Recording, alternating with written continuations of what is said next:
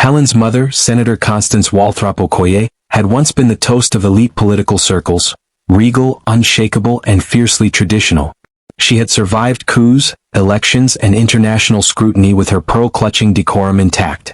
But nothing prepared her for the disgrace of her daughter filing for divorce and publicly dating a journalist.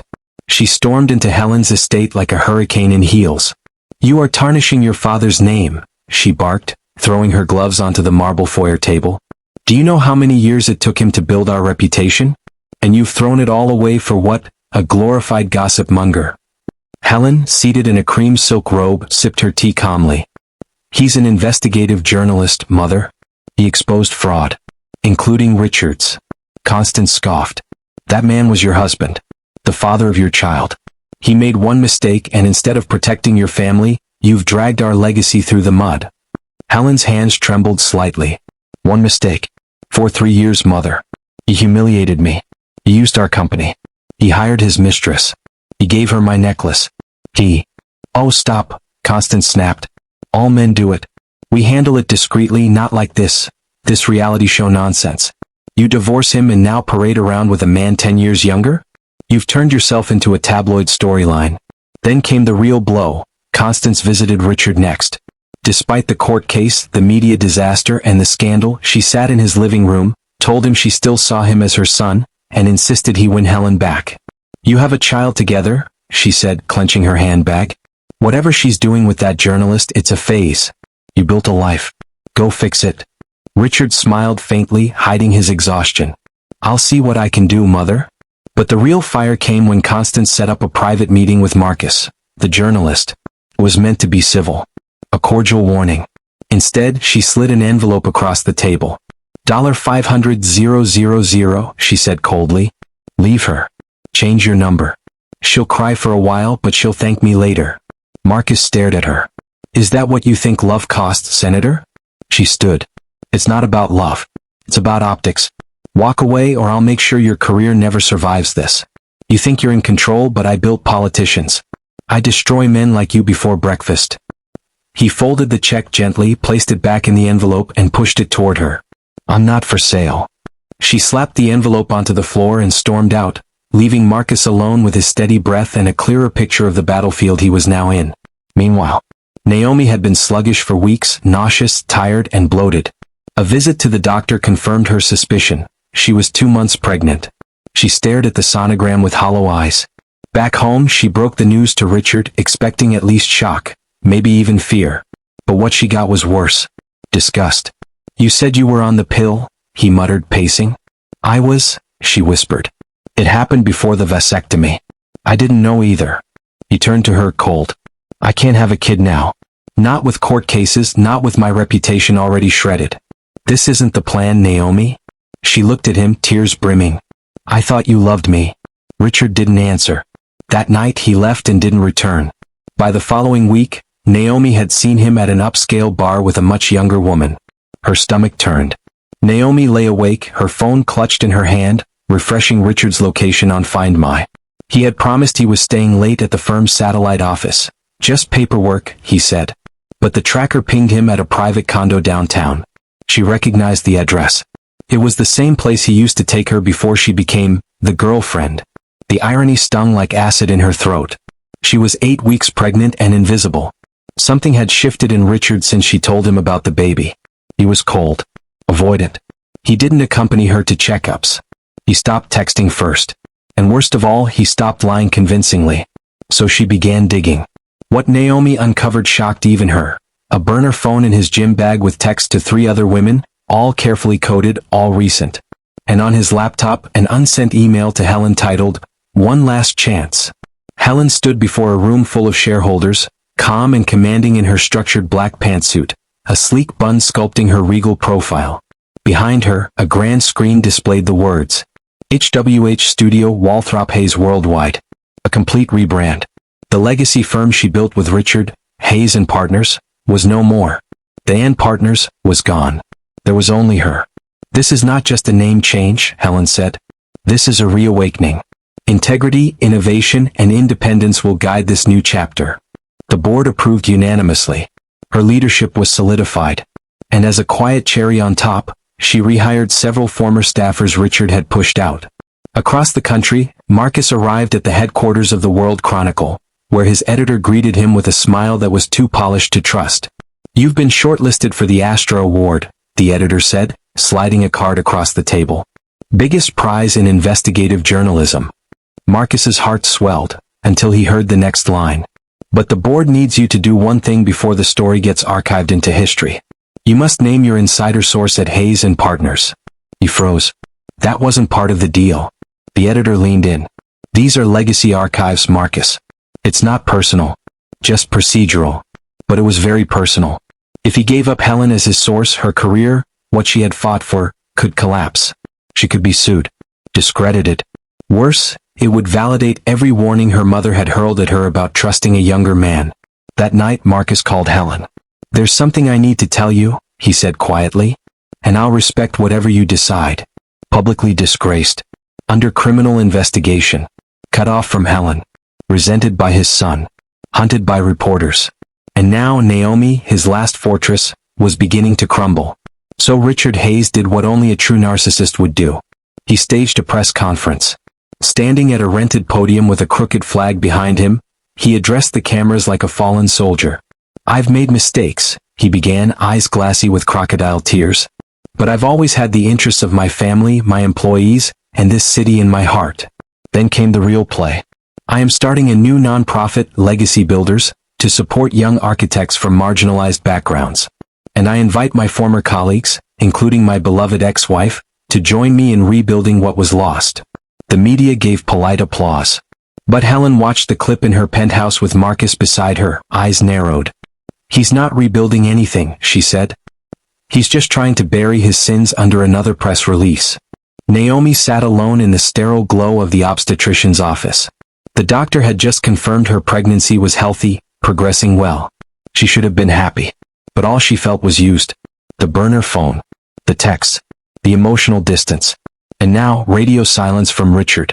Back at her apartment, she poured herself a glass of wine, stared at it, then shoved it aside. Instead, she pulled out her phone and recorded a video for Richard. "I thought this child might anchor us. But I won't raise a child in lies. I'm terminating the pregnancy. Don't call me. Don't beg. I'm not doing this with you." She sent it. And she booked her procedure for the following week. At a brunch event hosted by a local arts council, Helen stood politely while donors flitted around her. Then, she overheard her mother whispering to the chairwoman of the board. "He's young, ambitious. I offered him $500,000. I expected him to walk away from Helen like a gentleman." Helen froze. It was Marcus. The man who had refused the money and never mentioned it. Her chest tightened. Later that night, she confronted him. "You didn't think I deserved to know?" she asked. Marcus looked genuinely torn. "I didn't want to be another man who broke your trust. But you should have trusted me to decide how I felt." They sat in silence for a long time. Then she reached across the table, took his hand and said, "I'm glad you stayed." 2 weeks later, a letter arrived by courier. Marcus Okoye had been awarded the Global Vanguard Journalism Prize for his fearless exposure of corporate corruption. It came with an invitation to Paris for the ceremony, press, gala, world leaders in attendance. And one note. Attendance with a significant guest is encouraged for press coverage and the red carpet. He looked up at Helen. "You still feel like traveling with a scandal?" he asked, only half joking. She gave him that signature half-smile, graceful and dangerous. "Only if you buy me a couture dress and don't let my mother see the photos." Richard Hayes sat in a now half-empty corner office. Boxes lined the walls. His name was already off the company letterhead. His legal team had withdrawn, due to irreconcilable ethical issues. Naomi hadn't returned his texts. And then came the final blow. Louis Blake, his longtime CFO and closest ally, entered the office. "I'm out, Rich," Louis said. "You were the name. Helen was the spine. And without her, this ship is dead." "You ungrateful bastard," Richard snapped. "I made you." "You used me," Louis replied calmly. "You used all of us." As Louis walked out, Richard's hands trembled. The phone rang, no caller ID. He answered. A reporter's voice came through. "Mr. Hayes, do you have any comment about the bribery investigation tied to your city contracts in 2017? His heart stopped. He hung up. Alone, stripped of allies and facing legal chaos, Richard Hayes realized. The world had moved on without him. Richard sat stiffly at the restaurant table watching the door. His son, Miles, walked in reluctantly. "You finally decided to act like a father?" Miles asked. "I deserve that," Richard said. "I messed up, but I'm trying to be better. Starting with you." They sat. They talked. Not deeply, not warmly, but it was a beginning. That night, Richard texted Helen for the first time in weeks. "Can we talk? I know I can't undo it all, but I miss you. I miss us." Helen didn't reply, but she read it. Twice. Marcus followed the lead about the 2025 Lagos trip. After hours of cross-checking documents, he realized the consulting payment linked to Helen was a forged entry, altered post-transaction. The real recipient? A shell company tied to Richard. Helen had signed paperwork, yes, but the funds were redirected through one of Richard's offshore channels. Marcus sat back, sick with relief. She was clean. But someone had tried to set her up. And they almost succeeded. Meanwhile, Naomi appeared on Morning Pulse, a national talk show in full glam with subtle pregnancy hints. "I gave up everything for Richard Hayes. I was manipulated. Lied to. And now I'm left alone, pregnant, while he tries to crawl back to the wife he betrayed." Clips went viral. Public opinion turned. Some pitied her. Others called her a homewrecker turned victim. But one thing was clear. Richard was toxic and the world knew it. Helen's mother refused to relent. She called reporters. She leaked photos of Helen and Marcus at a private event. She whispered to a political rival, Senator Glenn, Richard's longtime adversary, offering to testify in court about Helen's emotional instability. But someone unexpected paid her a visit. Vivian, Helen's childhood best friend. They met in the garden of the family estate. "I know about you and my father," Vivian said softly. "Don't test me." The older woman paled. "You lost the right to shame Helen the day you started sleeping with your daughter's best friend father," Vivian added. Back off. It worked. Temporarily. Now allied with Senator Glenn, Helen's mother set a plan in motion to challenge Helen's authority at the company's board level, using insider legal clauses Helen herself had helped draft. When Helen found out, she was stunned. "She's trying to vote me out of my own company," Helen whispered to Marcus. "My mother." Richard stood in front of a sea of reporters, flanked by his lawyer and publicist. A carefully crafted statement sat in his hand, but his eyes darted nervously. "I want to publicly apologize to my wife, Helen Hayes, for the pain I've caused her and our family. I take full responsibility and I hope to work on becoming a better man." A journalist shouted, "Is that before or after you knocked up your side piece and lied about it?" Another, "What about the boardroom recordings, Richard? Are you still blackmailing your wife?" The murmurs turned into jeers. A protester held up a sign. 25 years of loyalty for a legal assistant. The apology trended on X, under the hashtag Too Late Richard. Even Naomi's interview clips were reposted, framed now as clout-chasing damage control. The public wasn't buying it. And neither was Helen. With help from a whistleblower inside the company's finance department, Marcus traced the forged Lagos invoice to a longtime accountant, secretly paid off by Richard's fixer, a man named Yomi Coker.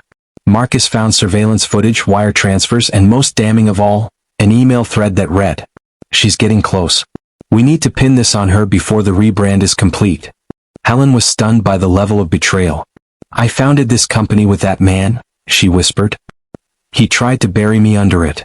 Marcus held her hand. "Not on my watch." An envelope arrived at Helen's mother's estate. No return address. Inside were intimate letters, one she had written to her late husband's political aide. Some extremely incriminating. The note read, "Interfere with Helen again and these go to the press. We both know how this ends." She clutched her chest. The affair was decades old, but the political aide was still alive, and a senior ambassador. Helen's mother grew silent. For the first time, she didn't show up for her daily press briefings or respond to Senator Glenn's messages. She knew she was compromised. But who had sent the blackmail? 2 days after her explosive interview, Naomi vanished. Her car was found abandoned at a private beach estate she frequented. Handbag still inside, keys in the ignition. No signs of struggle. The last text she sent? "Meeting Helen. We need to talk like adults." Helen stared at the message in disbelief when the police showed her. "I never spoke to her. I didn't even know she had my number." "Someone used your name," the detective said. "Or she lied." Richard was summoned for questioning but denied involvement. "She probably ran off after embarrassing herself on TV," he said, barely hiding the irritation in his voice. But Miles, their son, wasn't so sure. He'd seen his father angry, furious even, when Naomi started stepping out of line. He also knew Richard hated loose ends. A janitor at the private beach estate handed over a forgotten hidden outdoor camera to local authorities. It had captured movement around the abandoned car the night Naomi disappeared. The footage showed Naomi arriving alone, pacing and agitated. Then a black SUV pulled up. She walked over. A heated argument followed, though no sound was recorded. She slapped someone behind the wheel. Then the door opened and a tall man got out. The footage cut off mysteriously 30 seconds later. The timestamp, 11:43 p.m. The vehicle's plates were traced, a corporate lease registered under a shell company. One previously linked to Richard's fixer, Yomi Coker. The police launched a formal investigation into Naomi's possible abduction. While reviewing materials for an international press syndicate, Marcus received an unmarked envelope. Inside, photos of him and Helen at private moments, a picture of his elderly mother and a note.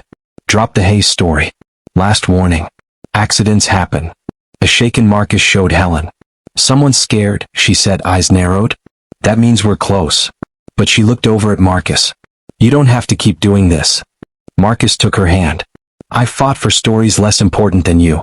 I'm not walking away now. Helen's mother disappears. For 48 hours no one could reach her. She missed a high society charity gala and skipped a dinner with Senator Glenn's campaign. Her driver reported dropping her off at an unknown townhouse. She never came back out. The tabloids speculated it was rehab or a lover's escape. But Helen's old childhood friend, now a political fixer herself, received a call from a disguised voice. The matriarch tried to clean up a mess she made years ago. Tell Helen she's safer without her mother around. When her mother resurfaced, she looked different, pale, tired, shaken. But she gave no explanation. While the Naomi investigation intensified, a nurse from a private clinic contacted Helen with sealed documents Naomi had filed before her disappearance. The nurse said Naomi was uncertain about the baby's father and had requested a discreet test. The results? Millis Hayes, Richard's son, was the biological father. Helen froze.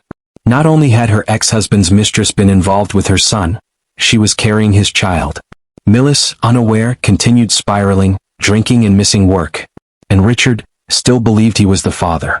Helen sat alone in her office, the DNA result on her desk like a ticking bomb. Her son. Pregnant. By the same woman who tore her family apart.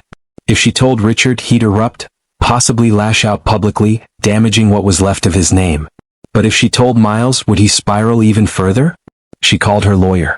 Seal these documents. I need 24 hours. But time was already running out. Just as authorities began scaling down search efforts, Naomi's phone pinged. It had been powered on in Bay Degree near the border. Police raced to the location, but the SIM had been pulled, and the phone abandoned inside a dusty roadside motel. On the screen one thing stood out, an unsent message to Miles. I forgive you. But this baby, it will never be yours or your father's. Tell Helen the beach camera saw more than she knows. The message was timestamped just hours before she vanished. Marcus arrived home to find his front door ajar. Inside, his laptop, camera gear, and a single USB drive placed carefully on his desk. He inserted it. Video footage appeared, secret clips of Marcus and Helen, mostly from private moments, shared kisses, quiet dinners, even her showing him confidential files. Then a voiceover. You've built a story on other people's secrets, Marcus. Time to ask yourself what yours are worth. Attached was a digital contract. Delete your reporting. Leave Lagos. Or the next leak destroys you both. Just as Helen prepared to confront her son, Tolu Adeyemi, a former board member and her father's old protege, appeared in her office. She hadn't seen him in 7 years, not since Richard forced him out. He handed her a leather folder. Your mother asked me to bury this years ago. But after what she pulled with the senator, I decided you deserve the truth. Inside were documents, photos, and account statements. Names. Accounts. Shell corporations. A full map of Richard's political bribery network, spanning years. Including secret payouts to silence whistleblowers. Covert campaign funding to a known extremist. One signature from Helen's mother. Helen stared at it all, her hands trembling. Why now? She asked. Tolu smiled bitterly. Because even snakes eat their own when they get hungry. Helen waited until Miles returned from a friend's house, pretending not to notice the stiffness in his voice or the storm behind his eyes. "Sit," she said simply, her tone ice. She handed him the DNA result.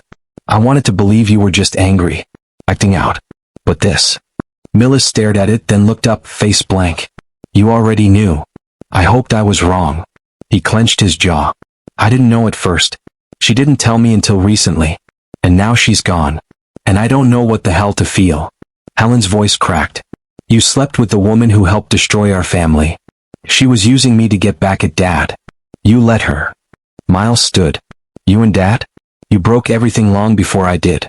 I watched him humiliate you and you let it happen." The silence was thick. No screaming. Just pain. Raw. Blunt. Helen took a breath. "Whether you like it or not, that child may be your sibling. Or your child. Either way, it's part of this family now.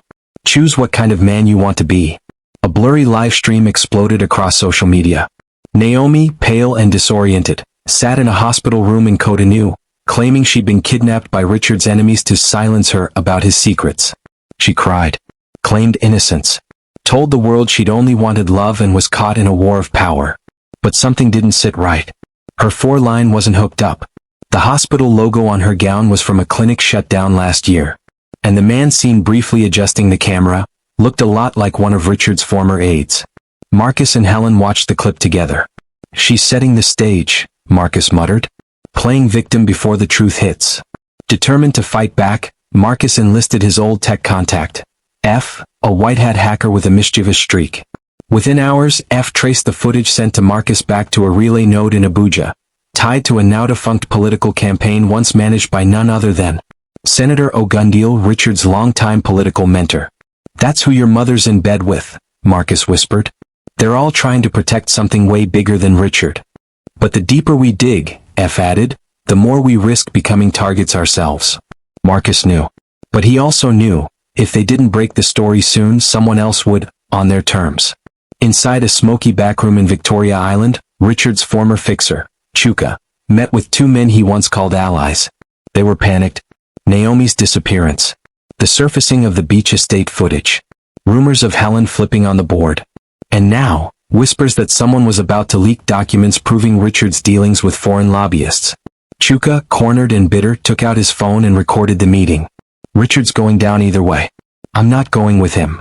He sent the clip, and the files, to an anonymous email account linked to a major international newspaper. Helen had just returned from a strategy meeting when her security buzzed her suite. "There's someone here to see you. Says it's urgent. Says he's Naomi's brother." Confused, Helen agreed to let him in. He introduced himself as Tund, visibly shaken but collected. "Naomi isn't lying about everything," he said quickly, "but she's also not telling you the whole truth." He pulled out a flash drive. She recorded everything. The threats, the bribes, the night she disappeared. Some of it is about Richard. But the part you should care about most is what she said about you. Helen's heart pounded. The last thing she wanted was to be blindsided, again. Marcus was moments away from submitting his final exposé, a sprawling investigation naming names, dates, transactions, and corruption at the core of Richard's empire. Then his phone buzzed. Helen's mother.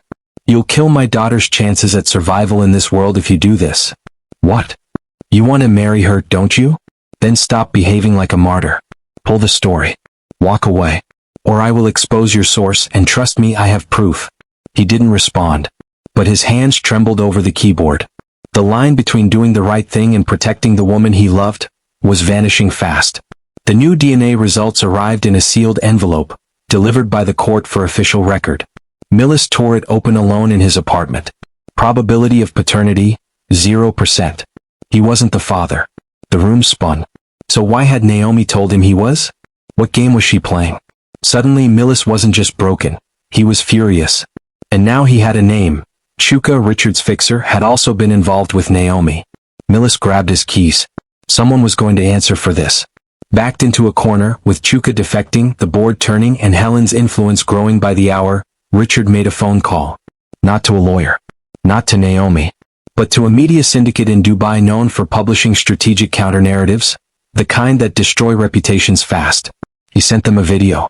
A deeply edited, context-stripped mashup of Helen's private boardroom rants, Marcus receiving sealed envelopes, and Millis shouting at Naomi outside a clinic. With one click, he authorized its release, without knowing that Tund had just given Helen the original uncut footage to expose the setup. As soon as Helen saw the footage, she knew Richard was setting the narrative. Within the hour, her communications director confirmed it.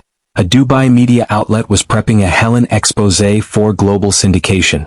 Headlines would paint her as power-hungry, manipulative, and sleeping her way through company and politics. But Helen had something Richard didn't know she possessed. Tund's flash drive with the original footage and Naomi's full, tearful confession. Helen made a call to a trusted anchor at a reputable international news agency. "I'm not just countering the story," she said. "I'm setting the record straight. Everything goes live at midnight." For weeks, Marcus had been tormented by anonymous messages threatening to expose his source and end his career. When a burner number called again, Marcus traced it. It led back to a disgraced former politician Helen had once helped destroy, Senator Abdul Lawal, a man with deep ties to Richard and Helen's mother. He wasn't after Marcus. He was after revenge. Lawal's goal was to push Marcus to turn on Helen, then discredit her using Marcus's own byline. Marcus confronted him at a golf club in Ikoyi, and Lawal smiled coldly. "You can be a martyr, or a man who survives this mess." Marcus recorded the entire conversation. He finally had proof of who was orchestrating the attacks from the shadows, and why. At exactly midnight, Helen's exposé hit the airwaves. It wasn't just a defense. It was a powerful, vulnerable, and transparent account, complete with proof of Richard's fraud, Naomi's manipulations, and the toxic web of political betrayal. Viewers saw the real Helen, not a seductress or social climber, but a woman who rebuilt herself after betrayal and refused to be broken again. International outlets pulled Richard's smear campaign before it aired. Board members who once doubted her rallied behind her. With Helen's blessing, Marcus published his biggest story yet. The fall of a dynasty, corruption, power, and redemption in Lagos. He included everything, even his near betrayal, Helen's bravery, and the secret campaign of blackmail run by Senator Lawal. The story went viral. Marcus was hailed as a fearless journalist. He accepted the international award, and took Helen as his guest. They walked the red carpet together, hand in hand. A follow-up DNA test confirmed what Millis had already suspected. He was not the father. And neither was it Richard's. Naomi had faked the results, desperate for relevance, for control, for anything. She was arrested for fraud, defamation, and interference with an ongoing investigation. In her final interview before jail, she said quietly, "I just wanted to matter to someone." Richard tried to release the burner footage and manipulate public sympathy with yet another fake medical scare, but no one cared. His former allies testified against him to save themselves. The leaked recordings, the stolen funds, the hidden properties, all led to convictions for corporate fraud, perjury, and obstruction of justice. He was sentenced to 16 years. On the day of sentencing, he looked out to the courtroom hoping to see someone, anyone, who still cared. But the seats were empty. Even his son never came. After being exposed for her affair, for bribery, and for collusion with Senator Lawal, Helen's mother vanished from public life. Rumors said she moved to Ghana, disgraced and alone. Helen never spoke of her again. Months later, in a quiet seaside town, Marcus proposed with a vintage gold ring and no cameras in sight. Helen said yes. The wedding was small, intimate, beautiful, nothing like her past life. Her son Miles walked her down the aisle, finally proud of the woman who raised him. Helen didn't just survive the storm. She rebuilt from it. And this time she chose peace. At a press conference a year later, Helen, now the chairwoman of a global ethical leadership council, is asked, "After everything, was it worth it?" She pauses, smiles. Yes, because the truth is never just about survival. It's about legacy.